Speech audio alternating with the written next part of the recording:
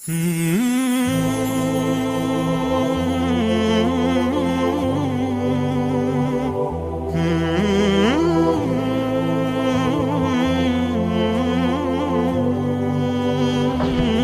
हदीस शरीफ जिसके फ़वाइद बहुत हैं कि उन्होंने इन 3 हदीस शरीफ के अंदर 3 सवाल और जवाब के किरदार नकल किए। सबसे पहले जिब्राइल अलैहिस्सलाम के, दूसरे एक देहाती आदमी जो बिल्कुल बिखरा हुआ बाल, तीसरा ये शख्स जो एकदम से आता है और हुजूर सल्लल्लाहु अलैहि वसल्लम से ये पूछते हैं, ये कहते हुए मुखातब होते हैं या मोहम्मद नाम लेकर। हजरत अनस बिन मालिक इस हदीस के रावी हैं। ये हदीस बुखारी शरीफ में भी है, दूसरे बहुत से किताबों के अंदर मौजूद है। इसमें तफसीलात इससे ज़्यादा मुफस्सल और ज़्यादा एक्सप्लेन किए गए। मसलन इमाम बुखारी रहमतुल्लाह अलैह ने इसको नकल करते वक्त इस तरह से नकल की, कहा बैनमा नहनु जुलूसुन,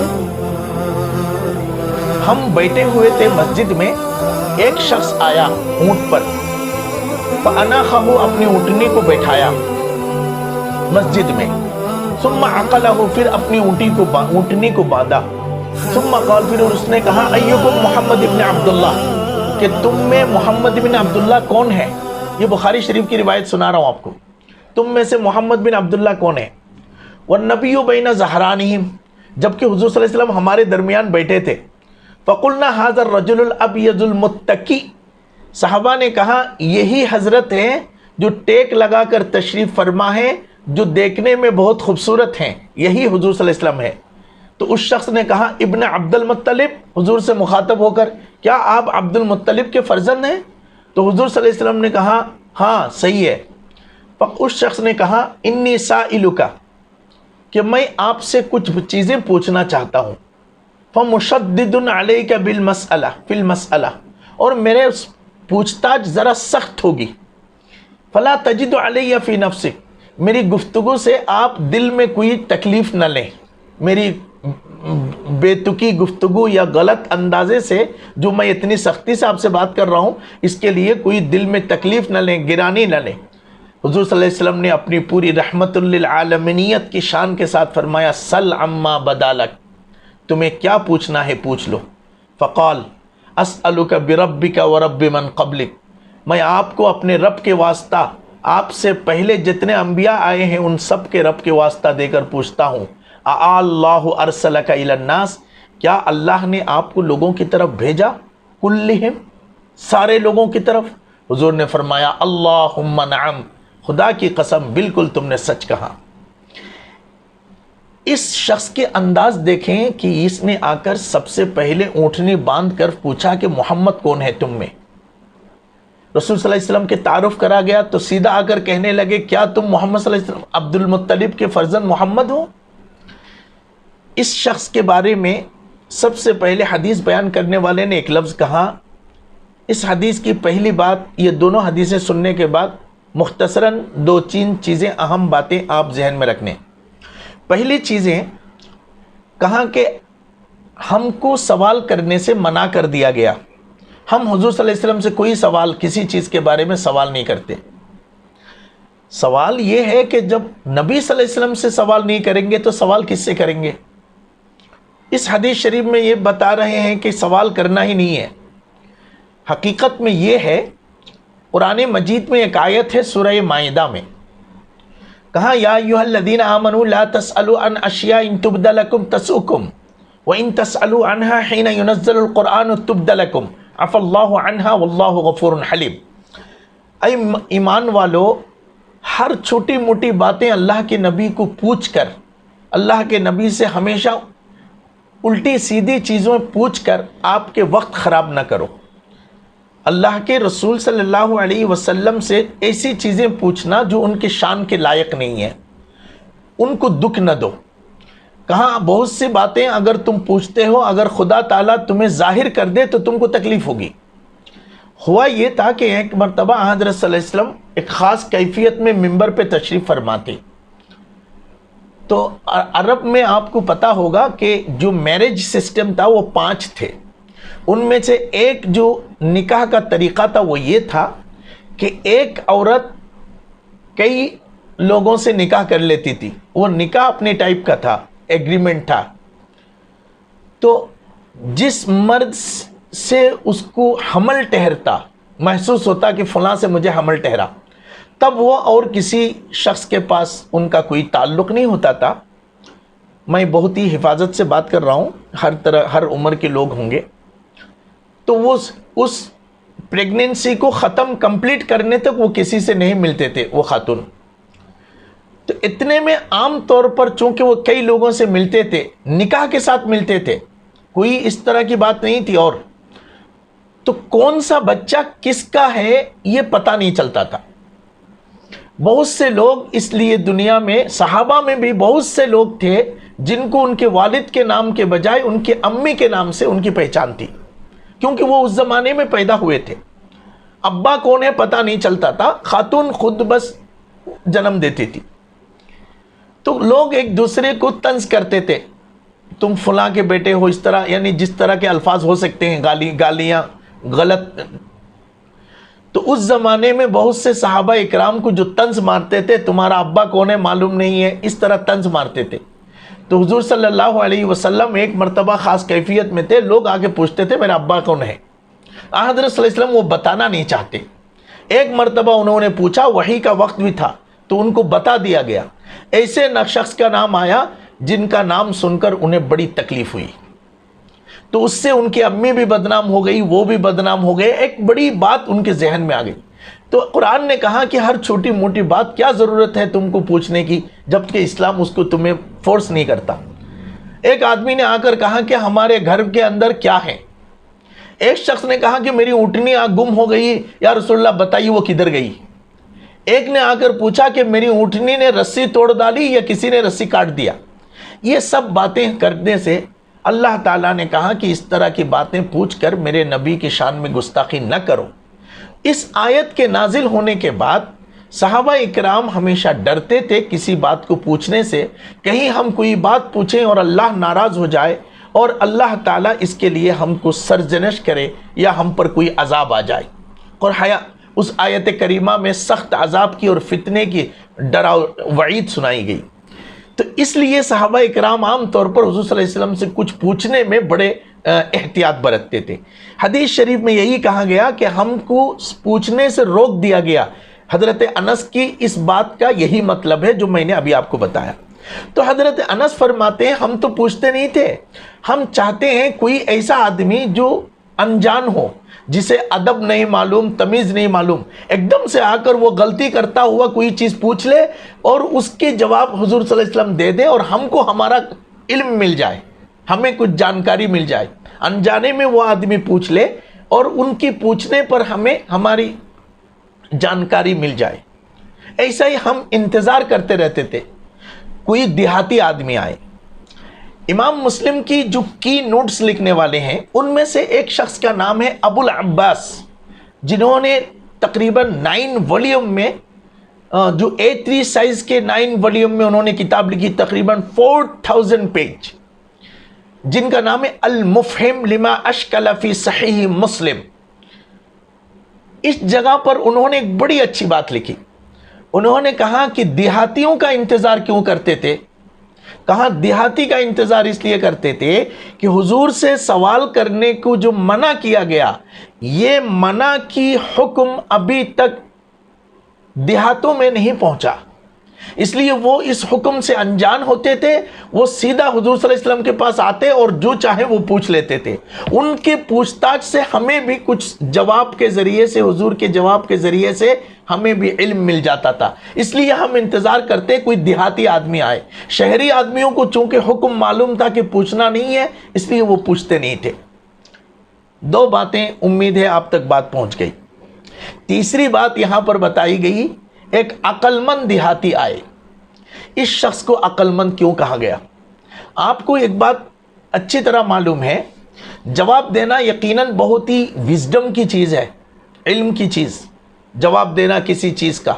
लेकिन उससे भी बढ़कर चीज़ है किसी अच्छा और एक्यूरेट सवाल करना, मुनासिब सवाल करना, सवाल करने का जो इल्म है वो सबको नहीं आता। सवाल देखिए, इसलिए पहला सवाल अल्लाह ने जिब्राइल से करवाया। ये सवाल जो सबसे पहले जो दीन सिखलाए गए, जो हदीस पहले नकल की इमाम मुस्लिम ने, अल्लाह ने जिब्राइल को भेजा सवाल भेजकर। गोया कि खुदा ने सवाल सिखला कर भेजा। क्यों? सवाल करने की भी अपना एक तरीका होता है। इस सवाल के अंदर कितना आदमी देहाती है, अनपढ़ गंवार है कहने के मुताबिक, लेकिन सवाल कितनी मैच्योर्ड है और कितनी ऑफ ऑन कॉन्टेक्स्ट सवाल है, कितनी ज्यादा इल्मी सवाल है। सबसे पहले उन्होंने कहा, क्या आप अल्लाह के रसूल हैं? 3 चीजें उन्होंने पूछी। तो हुजूर सल्लल्लाहु अलैहि वसल्लम ने कहा, हूं, मैं अल्लाह का रसूल हूं। सबसे पहले कमिटमेंट कर ली जिनसे गुफ्तगू, कहीं ऐसा ना हो कि मैं जो है ना वही बात हो गई कि अदरक की बात प्याज वाले से पूछ रहा हूं, प्याज वाले की बात जो है ना फ्लाइट चलाने वाले से पूछ रहा हूं। नहीं, सबसे पहले अपने मुखातब को मुतय्यन किया, क्या आप अल्लाह के रसूल हैं? हुजूर सल्लल्लाहु अलैहि वसल्लम ने कहा, हाँ, मैं अल्लाह का रसूल हूं। अपनी पार्टी मुतय्यन कर ली। उसके बाद ये सब नहीं, उनको पूछना था सिर्फ नमाज, रोज़ा, हज के बारे में, क्योंकि हुजूर के कासिद उनके पास आए। उन्होंने कहा नमाज 5 वक्त की फ़र्ज़ है, रोज़ा फ़र्ज़ है, ज़कात फ़र्ज़ है, हज फ़र्ज़ है। ये बात उन्होंने पूछने के लिए आए थे। तो वो सीधा पूछ सकते थे, क्या आपने एक आदमी को भेजा था जिसने ये चीज़ें फ़र्ज़ कहा? उन्होंने ये सब कहने के बजाय सीधा पॉइंट पे आ गए। कहने लगे, ज़मीन आसमान किसने बनाया? पहला सवाल, ज़मीन किसने बनाया? पहाड़ किसने बनाया? हुजूर सल्लल्लाहु अलैहि वसल्लम ने उसका जवाब दिया। इन चीज़ों के जवाब सुनने के बाद कहा, जिसने आसमान, ज़मीन और पहाड़ बनाए, क्या उसने आपको भेजा? तो उन्होंने कहा, उन्होंने हमको भेजा। गोया के एक जंगली आदमी है, उसको अक्लमंद अनस बिन मालिक हमें सबसे बड़े लर्नेड आदमी हैं, हमारे इंटेलेक्चुअल हैं, सहाबा में सबसे बड़े पढ़े लिखे आदमी हैं। उन्होंने इनको आकिल इसलिए कहा कि देहाती आदमी ने नमाज, रोज़े, हज, ज़कात रख दी अपनी जगह, सबसे पहले माबूद, इबादत बाद में माबूद को मुतय्यन किया, खुदा की तौहीद को मुतय्यन की कि जिसने आपको रसूल के बनाकर भेजा वो कौन है, पहले वो जानेंगे। आज हम नमाज पढ़ते हैं, रोज़े रखते हैं, इबादत करते हैं, माबूद के मुताल्लिक हमारा जहन अभी तक वो दर्जा नहीं पाया जो दर्ज हजरात सहाबा पाए थे। अल्लाह ने उनकी ईमान की वजह से उनके लिए जन्नत का वादा कर दिया। नमाज, रोज़ा बाद में देखेंगे, रिसालत की तस्दीक भी देखेंगे। सबसे पहले वो ये चाह रहे थे, जिन्होंने आपको रसूल बनाकर भेजा वो कौन है। जब तौहीद मालूम कर ली, खुदा का इल्म ले लिया, फिर ये कहने लगे, ये जो नमाज की बातें आपके साथी मुझे कर रहे हैं, इसका हुक्म क्या मेरे रब ने दिया है आपको? हुजूर कह रहे हैं कि हाँ, मेरे रब ने दिया है। एक एक चीज के बारे में पूछा। इस सवाल की मैच्योर्ड कॉन्टेक्स्ट और उसकी जो है ना जुमले की बंदिश बताती है कि जिसको इल्म का तलब होता है, अल्लाह ताला उसे इल्म का रास्ता आसान कर देता है, उसे पाने के रास्ता अल्लाह सहज और सरल कर देता है। तीसरी बात,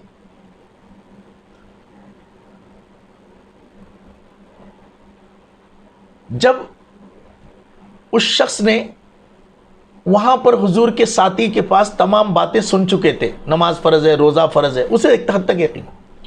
दूसरी रिवायत में हजरत इब्ने अब्बास ने भी इस रिवायत को नकल की। उसके अंदर यह है कि जब हुजूर सल्लल्लाहु अलैहि वसल्लम से तमाम बातें वो पूछ चुके थे, तो उसके बाद उसने कहा, अगर आपने ये सच कहा, तो उसने कहा अशहदु अल्ला इलाहा इल्लल्लाह। तब उन्होंने जाकर ईमान ले आए। कहा जाता है कि ये सन 9 हिजरी की बात है। हज़रत सल्लल्लाहु अलैहि वसल्लम एक एक टाइम को एक एक साल को एक एक नाम दिए थे। उनमें से एक मसलन जिस साल हज़रत खदीजतुल कुबरा का इंतकाल हुआ, हज़रत सल्लल्लाहु अलैहि वसल्लम ने फरमाया हादा आमुल हुज़्न, ये गम का साल है। रसूल सल्लल्लाहु अलैहि वसल्लम की 63 साल ज़िंदगी में एक साल का नाम हुजूर ने कहा कि ये गम का साल है। ये वो साल जिस साल हज़रत खदीजतुल कुबरा का इंतकाल हुआ। एक साल इसी तरह हज़रत सल्लल्लाहु अलैहि वसल्लम ने एक 9वां साल को, साल यानी हिजरत के 9वें साल को आमुल उफूद कहा, डेलीगेशन ईयर। बहुत से बड़े बड़े तादाद में लोग मदीना शरीफ में आते थे, मुसलमान हो जाते थे। इसी ज़माने में ये साहब भी तशरीफ़ लाए। इन्होंने हुजूर सल्लल्लाहु अलैहि वसल्लम से गुफ्तगू करने के बाद सीधा वापस गए अपने घर में, अपने मोहल्ले की तमाम लोगों को इकट्ठा किया और उनसे कहा कि मैं अल्लाह के रसूल से मिलकर आ रहा हूँ और अल्लाह के रसूल सल्लल्लाहु अलैहि वसल्लम ने ये बातें तस्दीक फरमाई कि हम पर ये चीज़ें फ़र्ज़ है। उनके घर के तमाम लोग, मोहल्ले की तमाम लोग, सारे लोग मुसलमान हो गए। हज़रत अब्दुल्लाह इब्न अब्बास फरमाते थे कि जितने डेलीगेशन मदीना शरीफ में आए उनमें सबसे बेहतरीन डेलीगेट्स जो आए हैं वो ज़िमाम बिन सालबा, ये शख्स जिनको आकिल कहा रहा, इनका नाम इमाम बुखारी रहमतुल्लाह अलैह ने कहा कि ज़िमाम बिन सालबा इनका नाम है कि सबसे बेहतरीन डेलीगेट ये शख्स है। चौथी बात यहां पर जो आपसे अर्ज करना चाहते हैं वो ये, सहाबा को इनकी जो ज़िंदगी इतनी मुस्तनद ज़िंदगी, प्यूरी और उनकी ऑथेंटिक जो ज़िंदगी है वो क्यों? उनके पास एक सहाबी पहुंचे थे हुजूर के पैगाम लेकर। वो ज़माना हुजूर के दौर का था और सारे लोग सहाबा पर यकीन भी कर लेते थे। अब वो चाहते तो उनकी बातों को वो मानकर खामोश रहकर आराम से अमल करते थे जैसे सारे लोगों ने किया। लेकिन ये शख्स, इनकी सवाल ही कह रहे हैं, ये किस दर्जे की वाइज आदमी थे, किस दर्जे की दानिशमंद, अक्लमंद, पढ़ा लिखा आदमी थे। इसने उनकी बात को सुनने के बाद भी उन्होंने सैकड़ों मील सफ़र करके हुजूर सल्लल्लाहु अलैहि वसल्लम की खिदमत में आए ताकि जिस चश्मे से ये फव्वारा निकल रहा है, ये कतरे जहाँ से उबल रहा है, ये चश्मे जहाँ से जारी हैं, एक बार खुद उसकी दीदार करो। यही बात है मुस्लिम शरीफ की आपके सामने लाने की। हमने किताबें पढ़ी, बातें सुनी, लेकिन जो ओरिजिनल सोर्स बुक है, सोर्स टेक्स्ट है, असल किताब है, जिनकी नाम लेकर तमाम किताबें बनी, हम उस असल किताब को एक बार देखेंगे कि मेरे नबी क्या फरमाते हैं। ये हमारे अइम्माए मुहद्दिसीन ने हुजूर की एक एक कलिमा को परख कर हम तक पहुंचाया। हम इसको सुनते हैं, किताबों में देख लेते हैं, लेकिन हकीकत में जो असल किताब है, अल्लाह के नबी की अल्फाज इस तरह से जो बताए गए हैं, जो पूरी किरदार के साथ नकल किए गए हैं, उसको जानने का जो शौक़ है वो सहाबा में मौजूद थे। इमाम मुस्लिम इतनी लंबी हदीस, पीछे भी नमाज रोज़े की बात करके फिर इसको नकल करने के पीछे यही मकसद है हमें ये सिखाना कि तुम पढ़ो, पम्फलेट में पढ़ो, यूट्यूब में देखो, वहाँ पढ़ो, वहाँ पढ़ो, लेकिन जो सोर्स बुक है उसकी जो इज्जत है वो अलग है। ये मुस्लिम शरीफ हदीस शरीफ की सही किताबों में है, बल्कि जिस हदीस की जो मेथोडोलॉजिकल एक्सपर्ट हैं उनकी नज़र में मुस्लिम शरीफ का मकाम बुखारी से भी ऊंचा है। वो बुखारी शरीफ पर फजीलत रखते हैं। तमाम तकरीबन अहले मगरिब के तमाम मुहद्दिसीन, स्पेन के कुर्तुबा की जो हदीस शरीफ पर ज़्यादा अमल की, उन्होंने मुस्लिम शरीफ को नंबर 1 पर रखा है, बुखारी शरीफ को नंबर 2 पर रखा है। हालांकि दोनों हमारे लिए अजीम किताब है, दोनों हमारे लिए सही किताब है। इनकी तरफ हमें मोहब्बत होना, इस हदीस के इस सहाबी के अमल हमें बताते हैं हमेशा असल टेक्स्ट की तरफ लौटना चाहिए। सहाबी की बात सुनने के बाद सैकड़ों किलोमीटर दूर आकर हुजूर सल्लल्लाहु अलैहि वसल्लम से इतनी लंबी गुफ्तगू करके फिर माफ़ी चाहकर कि या रसूलल्लाह मेरी गुफ्तगू से आपकी शान में गुस्ताखी हुई, चूंकि उस वक्त वो ईमान वाला न था, वो अपनी अंदाज में गुफ्तगू कर रहा था, लेकिन जब हुजूर के जवाब के बाद रसूलुल्लाह सल्लल्लाहु अलैहि वसल्लम के नूरानी अल्फाज उनके कल्ब में सबत हो गए, तब जब वो ईमान ले आए, वो माफ़ी चाहने लगे। खुद जाकर अपनी बीवी से कहा कि मैं ऐसा शख्स से मिलकर आ रहा हूं, वैसा चेहरा मैंने कभी नहीं देखा। दूसरी बात, ये शख्स यहां क्यों आए? बड़ी अच्छी चीज़ है जो हमारे एक बहुत बड़े शारिह ने, जो कुर्तुबा के बड़े मुहद्दिस हैं, उन्होंने भी मुस्लिम शरीफ पर बड़ी मेहनत की। उन्होंने नोट्स लिखी, तकरीबन 19 वॉल्यूम के अंदर 10,000 पेज के अंदर उन्होंने किताब लिखी। उन्होंने बड़ी एक अच्छी बात कही उन्होंने कहा कि हिदायत जो इंसान को मिलती है वो कभी वही के ज़रिए से भी मिल जाती है, वो कभी वही के ज़रिए से मिलने के बाद कभी कभी हिदायत तकरीर के ज़रिए से भी मिल जाती है, समझाने से मिल जाती है, किसी दुख या मुसीबत में आकर भी मिल जाती है। लेकिन हज़रत सल्लल्लाहु अलैहि वसल्लम के पास दूसरों को बातें समझाने के लिए जितने तरीक़े थे उन तरीक़ों में एक बहुत बड़ी चीज़ थी रसूल सल्लल्लाहु अलैहि वसल्लम का चेहरा। हुज़ूर सल्लल्लाहु अलैहि वसल्लम का जो चेहरा मुबारक है, मुशरिकों ने एक बड़ा आदमी को मदीना शरीफ में बात करने के लिए भेजा, वो भी चुनकर कि तुम जाओ उनको बेज़ुबान कर दो। हज़रत सल्लल्लाहु अलैहि वसल्लम के पास जब वो शख्स आए तो उसने आकर दोबारा अपने घर पे जब आए तो लोगों ने पूछा कि भाई आपने क्या किया है जाकर, तो उसने कहा कि नहीं भाई, मैं तो वो चेहरा देखकर अपने आप से बाहर हो गया। हज़रत अनस फरमाते हैं कि वो शख्स इसलिए आए थे, उसने आकर उसे जो मिला, जैसे ही हुजूर के चेहरा देखा,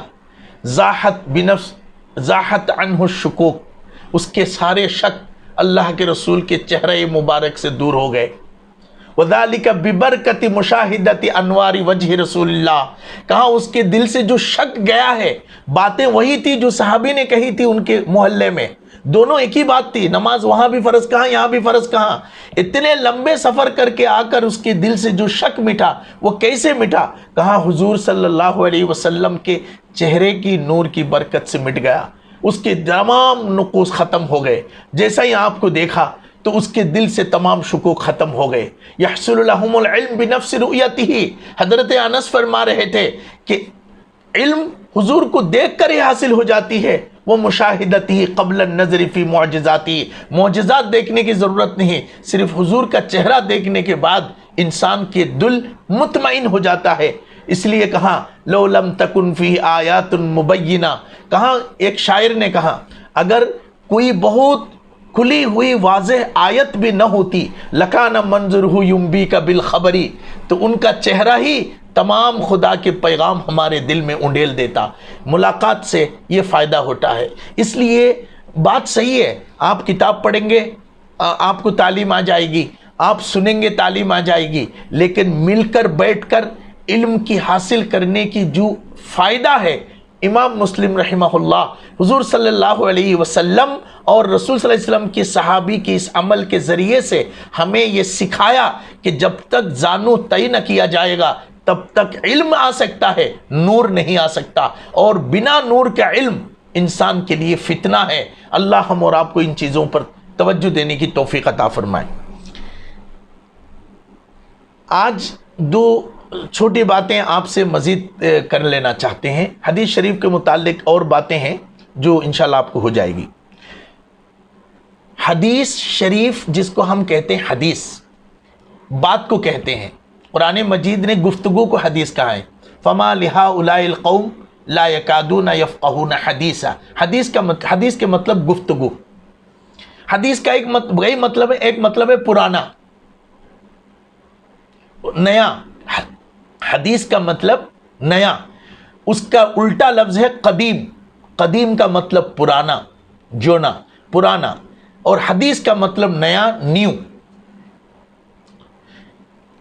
इसको जो इस टर्म्स में जो यूज़ होते हैं हदीस शरीफ, उसका मतलब है मा उज़िफ़ा इलन नबी सल्लल्लाहु अलैहि वसल्लम मिन कौलिन औ फ़िअलिन औ तक़रीरिन औ वस्फ़िन। हुज़ूर सल्लल्लाहु अलैहि वसल्लम के कौल, हुज़ूर सल्लल्लाहु अलैहि वसल्लम के फ़िअल, हुज़ूर सल्लल्लाहु अलैहि वसल्लम की तक़रीर, हुज़ूर सल्लल्लाहु अलैहि वसल्लम के सिफ़ात को हदीस कहते हैं। कौल का मतलब जैसे हुज़ूर सल्लल्लाहु अलैहि वसल्लम ने फरमाया इन्नमल आमालु बिन्नियात, अमल का दारोमदार नीयत पर है। अमल जैसे हुज़ूर सल्लल्लाहु अलैहि वसल्लम ने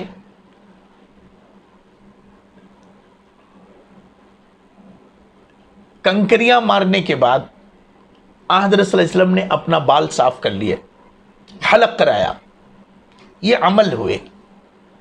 तकरीर का मतलब हुजूर सल्लल्लाहु अलैहि वसल्लम के सामने कोई काम किया गया, हज़रत सल्लल्लाहु अलैहि वसल्लम ने उस काम को मना नहीं फरमाया, खुशी खामोश रहे या तो खुशी का इजहार की, तो वो काम भी हदीस है। मसलन जब हज़रत सल्लल्लाहु अलैहि वसल्लम मदीना शरीफ में तशरीफ़ आए तो आपकी इस्तकबाल में अंसार की बच्चियों ने अशार पढ़े। हज़रत सल्लल्लाहु अलैहि वसल्लम उन अशारों को सुनकर आपकी आंखों में आंसू आ गए। आप अपने एक एक कतरा आंसुओं से अंसार की बच्चियों की उन मेहनतों की आप इनाम दे रहे थे कि इतने दिन रोज़ाना धूप में निकलकर हुजूर के इंतज़ार कर रहे थे। वो बच्चियाँ हुजूर सल्लल्लाहु अलैहि वसल्लम की आमद पर अशार पढ़ रही थी। इन अशार के पढ़ने को हुजूर सल्लल्लाहु अलैहि वसल्लम ने खुश हुए तो ये तकरीर हुई। वस्फ़िन हुजूर सल्लल्लाहु अलैहि वसल्लम की सिफ़ात दो होते हैं, एक खलकी एक खुल्की। कहने का मतलब एक जिस्मानी और एक सिफ़ात। जिस्मानी का मतलब आप यूँ कहें कि रसूल करीम सल्लल्लाहु अलैहि वसल्लम की जो दोनों आँखें थी वो लंबाई गुलाई काली आँखें थी, बहुत खूबसूरत थी। हज़रत आयशा सिद्दीक़ा रदी अल्लाह ताला अन्हा ने कहा, मेरी आँखों ने ऐसी आँखें नहीं देखी जो मेरे सरताज की है, मेरे शोहर हज़रत मोहम्मद रसूलुल्लाह सल्लल्लाहु अलैहि वसल्लम की है। तो ये हदीस हुई। चौथी चीज़ जो हुजूर की सिफ़ात है, तो उस सिफ़ात के अंदर भी जैसे हज़रत सल्लल्लाहु अलैहि वसल्लम बहुत आम तौर पर जब चलते तो दबा कर चलते। हज़रत सल्लल्लाहु अलैहि वसल्लम रमज़ान के महीने में काना अजवद कि वो इतने सखी हो जाते जैसे हवाओं की तरह आप सखी हो जाते। ये खलकी हुई। तो हदीस शरीफ किसे कहते हैं? हुजूर की कौल को, हुजूर के अमल को, हुजूर की तकरीर को, हुजूर की सिफत को, जो खलकी हो या खुल्की हो। तीन लफ्ज़ इस्तेमाल होते हैं, हदीस, खबर, असर। ज़रा आप इंशाअल्लाह जहन में रख लेंगे, तीन लफ्ज़ इस्तेमाल होते हैं, टर्म्स, हदीस, खबर, असर। इन तीनों लफ्ज़ों के मुताल्लिक पूरी लोग ये कहते हैं कि ये तीनों लफ्ज़ एक ही माने में, हदीस भी हदीस है, खबर भी हदीस है, असर भी हदीस। असर अलिफ सा बल अलिफ बा ता सा, असर भी हदीस है। लेकिन कहा गया जो हदीस हुजूर तक बात पहुँचे, यानी हुजूर ने फरमाया, हुजूर ने किया, हुजूर के सामने, यानी हुजूर की नाम से, हुजूर की सामने से उनकी लिंक जो बात सामने आएगी वो हदीस है। और सहाबा की तक जो बात पहुँचेगी, सहाबा के अमल, सहाबा के कौल, सहाबा तक जो बात पहुँचती है उसको असर कहते हैं। इसलिए कहते हैं आसार उमर इब्न खत्ताब, आसार अबी बकर सिद्दीक, उसको असर कहते हैं। खबर जो है हदीस पर भी इस्तेमाल होता है, असर पर भी इस्तेमाल होता है, हर चीज़ पर इस्तेमाल होता है। खबर सबका है। एक बात कही जाती है, हर हदीस खबर है,